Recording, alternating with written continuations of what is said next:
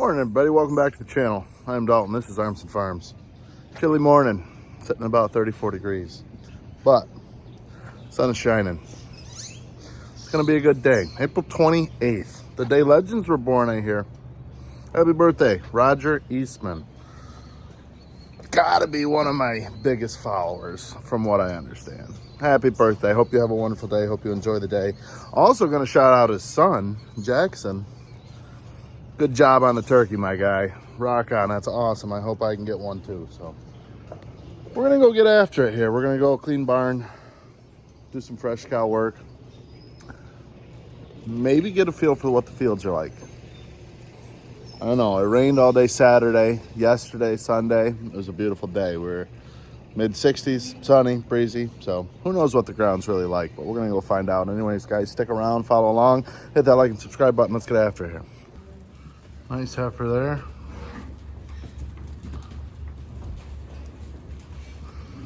A nice other 2-year-old. I know.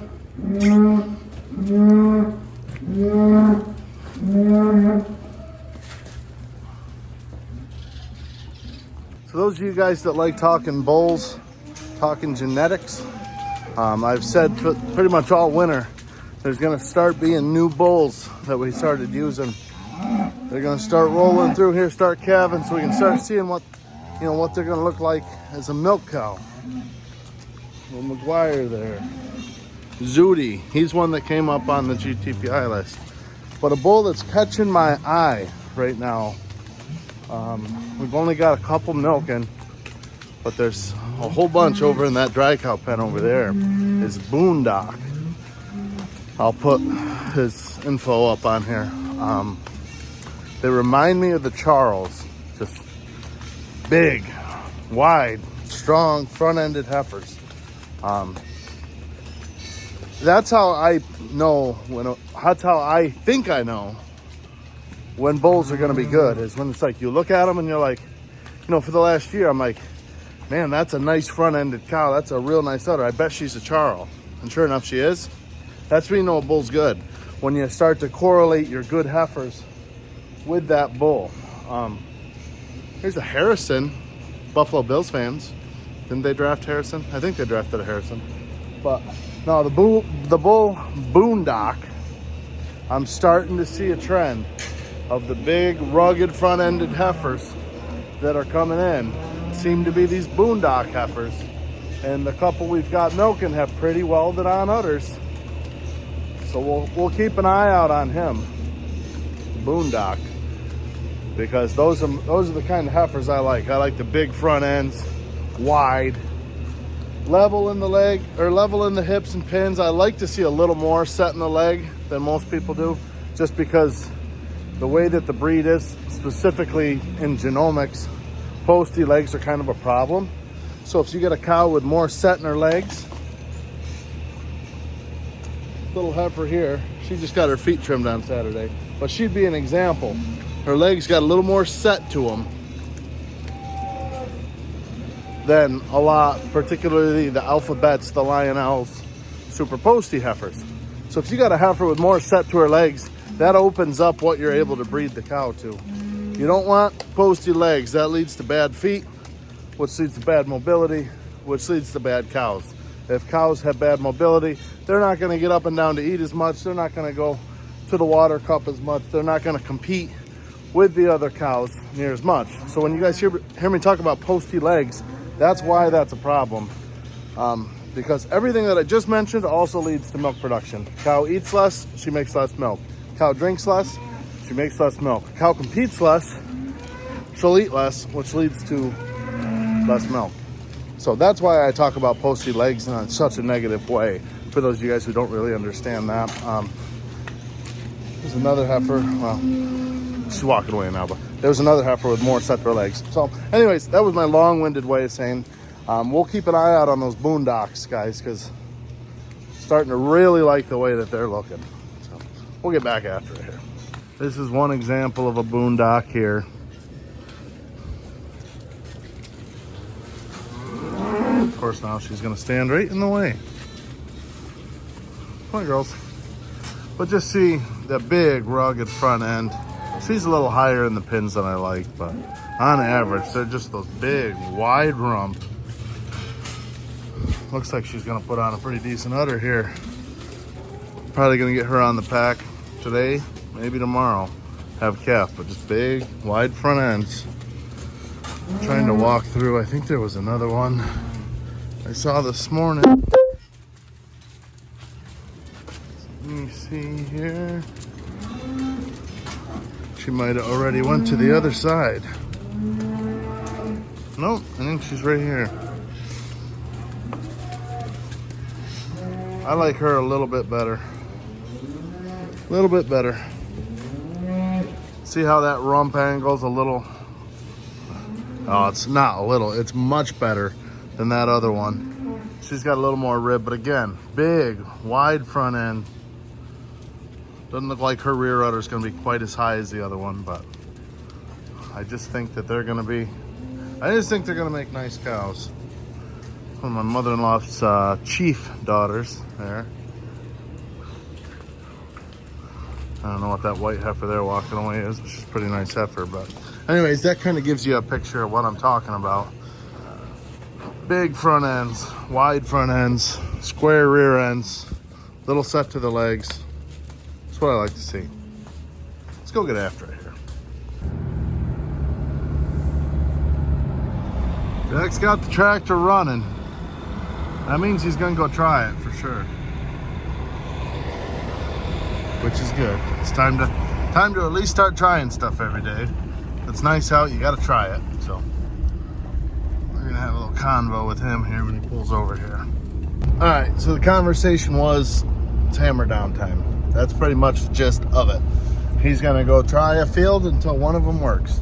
So it's a big hell yeah. I gotta get a hold of Grandpa, see if he needs some fertilizer spread on one of the fields we couldn't get manure to. So.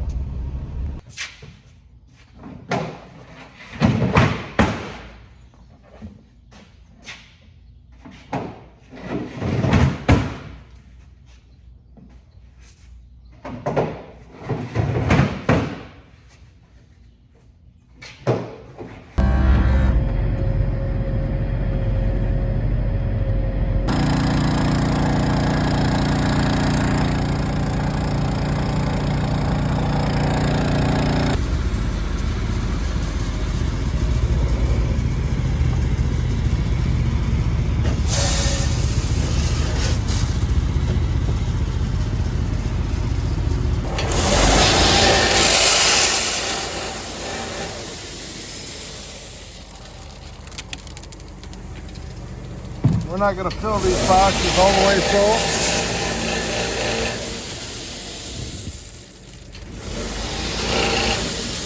Putting a little bit more in them just so we can really get going and make sure everything's working.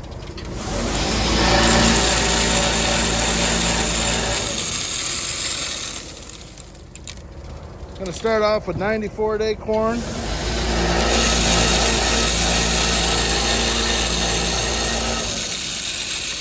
We'd like to get rolling as early as we can with the chopper this year. Our inventories are a little bit down.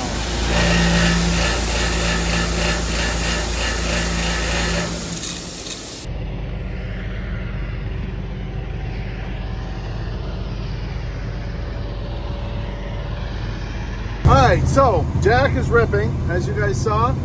Seems to be real good. He said the wet spots are still a little wet, but everything else seems to be workable. Not perfect, but workable. Got a little more seed in the corn planter. Corn planter's full of fertilizer. Grandpa's over there working on that. Just gonna, check everything over once. Make sure the GPS is working. Once he gets fired up, he can make sure, fertilizer and all that's going. He might end up just making a pass and just seeing if it works before we get the disc rolling here. But had to let it dry out a little bit. So I'm gonna run and get a load of stone dust for underneath our calf hutches. Something I tried to do a few weeks ago, but they were closed. Those of you guys follow me, you guys know. So I'm gonna run and do that. That'll kill an hour. And maybe by the time we get back, we can get the disc dropping the hammer and rolling. All right, well, Jack's made it all the way down over the hill now, ripping.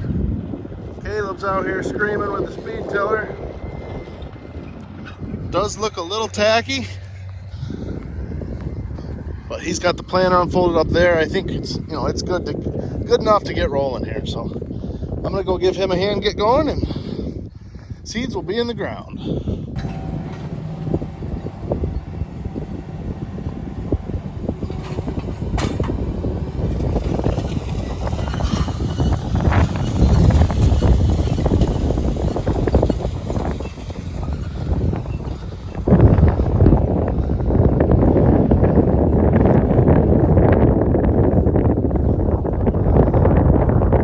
So Grandpa's up and running.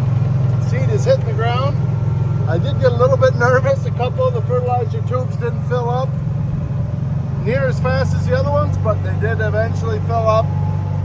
All those little bottles are floating right in the middle of the tubes like they're supposed to be. Seed is doing what it's supposed to be doing. Knock on wood, at the moment, things are going. I'm not going to say it. You guys know what I'm trying. You know what I'm thinking here. But yeah, gonna run up and check on the maternity pen real quick, then we'll see where we go from there. All right, we're headed down the road now in the 8330, headed up to get our old fertilizer spreader. This old jalopy is, she's shot, let's just say it how it is, but she doesn't do a whole lot of work every year, so we're gonna clip onto her and see if she wants to dish out another load of fertilizer. We gotta take it up to the farm. We call it above Dave's. Our Uncle Dave lives down there. And it sets up on the hill above him. Those of you guys who watched me last fall, this is the farm where I didn't make it up the driveway with the manure truck and ended up getting the tractor stuck. And it was quite the video. If you didn't see it, go back and watch it. But half of it's worked. The other half we never got manure on because it's such a pain to get to. So I'm going to go throw some fertilizer on that, and he can get plowing that under. He said he checked on that yesterday and that was pretty dry. So when he's done with the field he's on, he'll head up there and get a good jump up there, and that'll be nice because, like I said, half of it's already worked. So we'll get clipped onto this fertilizer spreader and we'll head to town and get some potash here. All right, we got the old jalopy hooked on here. Gonna swing by the shop to throw the chains on it. The drive chains we always take off and leave in a pail of oil so they don't get rusted. All right, chains are on, everything's greased and oiled as best it can be. We're headed to Pavilion down to Crockers to get a load. We're gonna go blow it on. Uncle Todd's out dropping nitrogen. He thinks he should be able to get the rest of it put on today onto our wheat and our triticale. So that is outstanding. That is a major sigh of relief because we didn't think we'd even be able to get on some of that ground. So that's awesome. That stuff really needed it. So yep, we'll head on down to town, get a load. It just feels awesome now that stuff is just running. Nothing makes me happier than just being busy. Like, there's 10 different things I could be doing. Just going at it, stuff's flying around, everything's happening all at once. It gets a little chaotic, but man, that really gets you going. If you're into working hard and working long hours and that kind of stuff, I guess. But head to town, get some fertilizer, and get to work.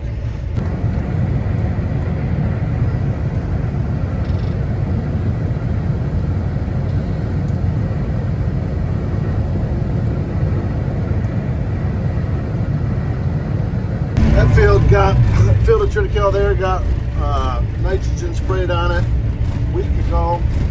Before all that rain, you can tell it's getting a hold of that now. Really putting it on. Alfalfa looks overwatered, but it's coming on. Everything just needs heat. After we peel first cutting off of this alfalfa, we'll get out there and we'll throw potash on all that stuff too, and probably put a little bit of manure on some of the older seedings. This field here is the second year seeding. So you can see here the neighbors blew some chicken litter out on this. I'm pretty sure it was out on this spring, and you can tell that stuff's just got a little better color than ours does. Kind of see the side by side there. So yeah, after first cutting, we'll get out and we'll blow fertilizer on all ours too. So But anyways, the end of this laneway is that cornfield we're headed to. So just take it easy because it's a little bit rough down through here. All right, so you can see I got this lower half all ripped. Last fall we used that Amazon. We demoed an Amazon CS. I think did an excellent job. We were real happy with that. So that half's done. That half got manure, and just a little bit of this. Whoa. Wet holes will be wet holes. Just a little bit of this got manure, but the problem is you either had to drive down that really long laneway behind me, and right towards the end, you guys didn't see it, but it gets real slimy and wet. That's why I got mud on my windshield, and inside of my rims are covered in mud because there's just a spot where water sets there. And then the other option is to come up through this gully, and that's just a miserable climb, and there's water running right down the driveway right now. There's a couple springs on that hillside. So getting manure up here was not an option, so this is the next best thing here. And yeah, just kind of ripping along. Thing's got a 50-foot spread, putting down 250 pounds to the acre.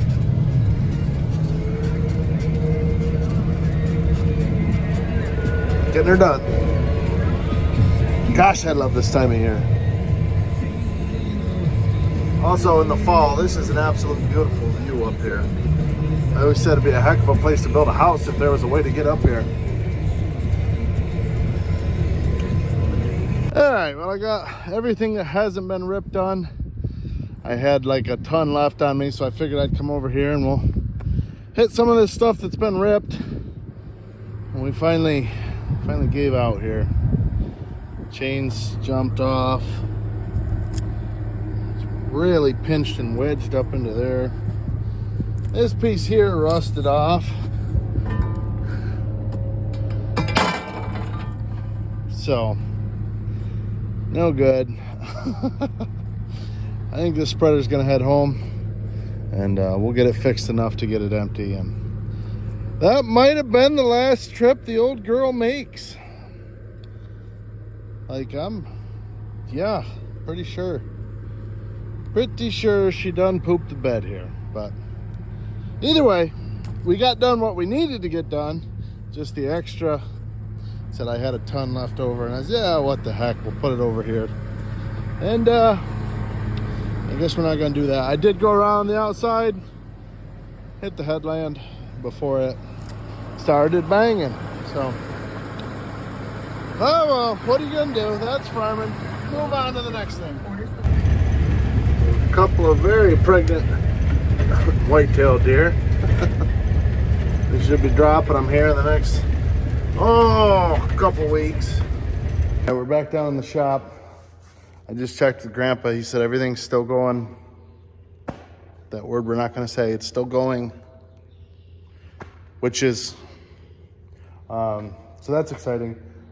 So he doesn't need a hand. He wants me to come take over for him at 4 o'clock, which is very exciting. I've never actually planted corn at this farm, so that's very exciting. He's got some friends coming over to visit.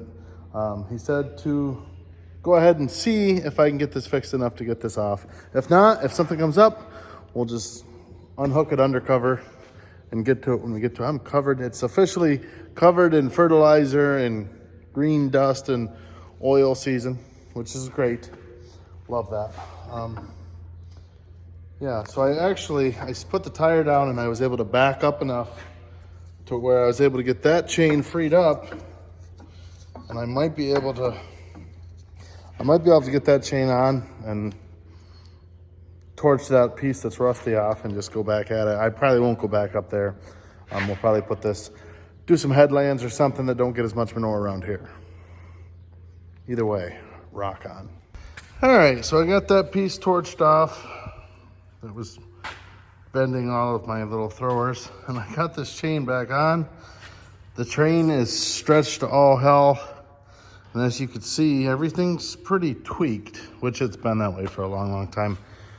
Namely because that bearing's not even a bearing, that's just an exhaust clamp. So it's supposed to be twice the size. But yeah, everything's tweaked. So that chain's loose. I grabbed the impact and the socket wrench, or the impact and the pry bar and a wrench. So if it jumps off in the field, Hopefully I can get it thrown back on there. The tightener's all the way tight. Either way, I don't have much. I just want to get it off. And I'm hoping that happens. She's done. I just put that stupid chain back on there like 5 or 6 times. Everything's so rusty and twisted and done. I'm gonna park it under cover. It's supposed to rain like 3 more days this week, so on a rainy day, I'll either do something to it or I will just unload it by hand into a skid steer bucket and we'll save it for later on. But I'm done screwing with this on a day like today, when there's definitely no shortage of things to do. So be it. Well, we're up behind our bunks here. You can see the field that he was doing. Got planted to about there, and the guy said everything, that'd be everything south of that. It's getting a little tacky. Jack said he's got it all ripped. So we're gonna let that dry out the rest of the day until into the morning here. So that'll do it for today. That's probably, I don't know, I have to look at the maps. A little over 60 acres in the ground. So yeah, real good day. You could see the last pass he made with the corn planter there. That was no good. But the ground down there is always, it's just naturally wetter down there. So all in all though, pretty good start of the season. All right, well, Jack's out ripping still. Figured I'd swing up, give these guys a hand going through dry cows, sorting out the close ones, which you're not gonna get by me. And we're probably gonna call it a day, or at least call it the end of this video here, guys. As always, guys, thank you very much for watching. Views are always appreciated. Springtime, guys. It is springtime. Big hell yeah. You're not getting by me. Anyways, hit that like and subscribe button, guys. We'll see you guys in the next one. Thanks for watching.